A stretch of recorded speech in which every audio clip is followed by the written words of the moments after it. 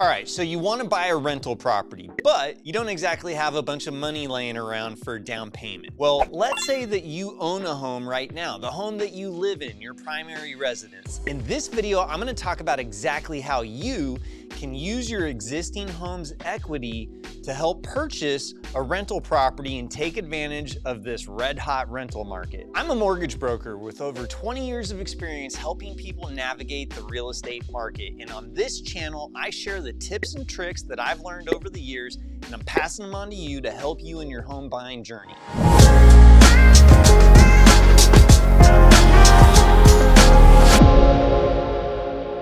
All right, so let's start with why would somebody want to buy a rental property to begin with? I mean, aren't tenants kind of a pain in the ass? Well, yeah, I mean, that could be the case. However, if you're looking for ways to build wealth, real estate can be an awesome way to do so. When it comes to rental property and really like why somebody might want it, I mean, it really just comes down to a few things. First off, you're gaining appreciation, right? You're building equity. You're also gonna get some tax advantages. You're gonna be able to file something called a Schedule E, where you get to write off all the costs associated with the property along with depreciation, which I'll talk about that more in a minute. But when it comes to buying rental properties, the biggest hurdle, it's really no different than the biggest hurdle of buying your last property, your primary residence. It's coming up with the down payment. And so a lot of people are turning to their existing home's equity to unlock that down payment that they need to purchase that property. And since your average American is sitting on almost 60% of the value of their home in the form of equity,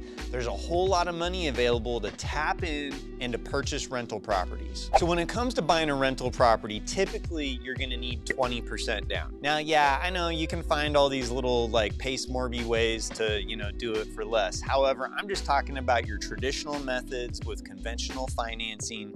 Not all this creative stuff where you're gonna flip the property. This is more of like your buy and hold strategy. You're gonna be a landlord. You're gonna rent this out to somebody and hold on to it for a long time and basically suck all the profit out of it. When you get to a certain point where you've ran out of depreciation, you'll do something called a 1031 exchange, which if you check out the channel, we've done videos on that too. So we're just gonna assume that you need 20% down. And who knows, maybe you need a little bit of a rainy day fund. It's always nice to have reserves when you have a rental property because you never know when you're gonna have to replace something for repairs, or maybe you have some vacancies and you gotta cover your debt service while you're finding your tenant. So between your down payment and that potential reserve, where do you get that from?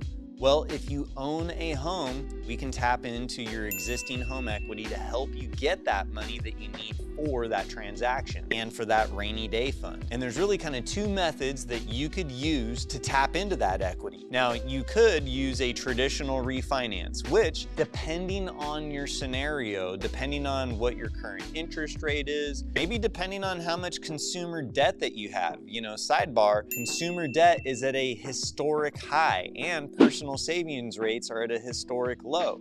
So if you find yourself like most Americans and you have a lot of debt, doing a cash out refinance, even if you've got a 2.99% rate, mathematically will probably actually save you money. So going down that road to get your down payment, that could be a really good choice. But let's say you've got no debt and you've got a really low interest rate on your mortgage right now. Well, changing that to like a 7-something% or a 6-something% to get your down payment for the next property, that's probably not going to make the most sense because it's going to increase your payment on your primary residence significantly. And that's going to eat into your cash flow, which I'll talk about this more. But as you'll find with real estate rentals, cash flow is king, right? The amount of profit that you've got versus the amount of expense that you've got. So if you can minimize that, the best financing option is going to be whatever has the lowest payment, right? So if you've got a really low rate already, you don't have any debt to pay off, but just like most Americans, you got a boatload of equity, well, then the alternative solution would be getting some form of a line of credit or maybe a second mortgage.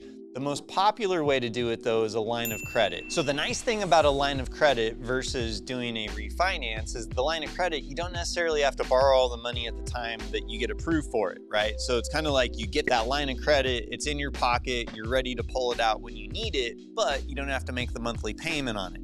Whereas if you do the refinance and you pull out your down payment, you will be making a monthly payment on that. So Timing is important too, because of course you need to find that property that you're gonna purchase to rent out, and you gotta find the tenant and etc. So you gotta build all these numbers into your equation so that you're not losing money. Now, when it comes to a traditional refinance, which again, depending on your scenario, may or may not make sense, usually you can borrow up to 80% of your home's value in the form of a loan doing cash out refinance. So, like I said, most Americans' loan to value is around 42%, and you can go to 80%. So you got a lot of room to work with, a lot of equity to tap into, which would increase your down payment on this next property, which potentially increases your cash flow, right? Now, the 80% thing, that does not apply to VA loans. So if you're a veteran, thanks for your service, you can actually do a cash out refinance to 100% of your home's value. So you got a lot more to work with than most people. Now, the home equity line of credit route, like I was saying, if you don't have any debt, you got a really low interest rate, but you want to tap into your equity right now, because of where interest rates are at, a home equity line would make a lot more sense. Well, in most circumstances, a home equity line of credit, you can borrow 90% of your home's value. So again, if most people have around 40% of their home's value in debt,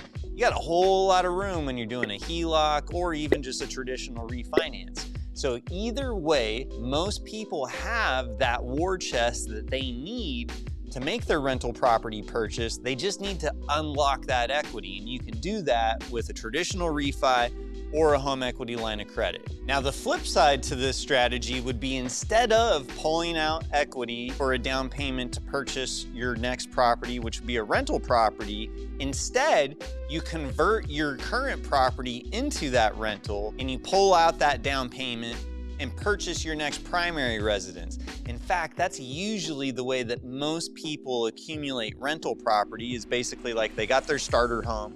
Instead of selling it, they decided to keep it. They pull out some of that equity, they use it for the down payment to buy their next house, and they rent that one out, and so on and so on. Usually people stay in a house for around 7 to 10 years. So over the course of time, you could acquire a handful of properties if that's your chosen method. Either way, you're still gonna do the same thing. You're either gonna do a refinance or a home equity line of credit, depending on what scenario makes the most sense. Whatever's got the lowest monthly payment, because whatever that monthly payment, that eats into the cash flow on this next property, right? So the lowest payment's always gonna be the best route for you on the financing option. All right, so let's talk about the pros and cons of pulling equity out of your property to purchase a rental property, or, to convert your existing into a rental and go buy your next property, okay? So I think the biggest pro with doing this strategy is, like, let's say that you have stocks, bonds, 401k, IRA, something like that you would normally tap into to get your down payment for this property purchase. Well, almost all of those things are gonna create a taxable event. You're gonna have capital gains tax, or maybe early withdrawal fees, or whatever the case is, but you're gonna incur some costs in order to do that. And although there are costs with refinancing or getting a home equity line of credit, they're tiny usually compared to what a tax bill is. So one of the major pros of doing this is that a loan, it's not taxable. I mean, go see Grant Cardone's playbook. He basically buys properties, he renovates them if needed, and then he refinances them and pulls out as much cash as he can. And then, he says that he spends all that money to buy more properties, but, he also flies around in jets and does all that stuff too. The idea, though, is that he's not paying any taxes, because you're not paying taxes on loans. Loans are not income. So that's a major pro with using your equity versus some other asset that you have to purchase the property. The next pro is that if you do have other investments like stocks, bonds, 401ks, whatever, when you cash them out, they're no longer participating in the market. They're no longer growing.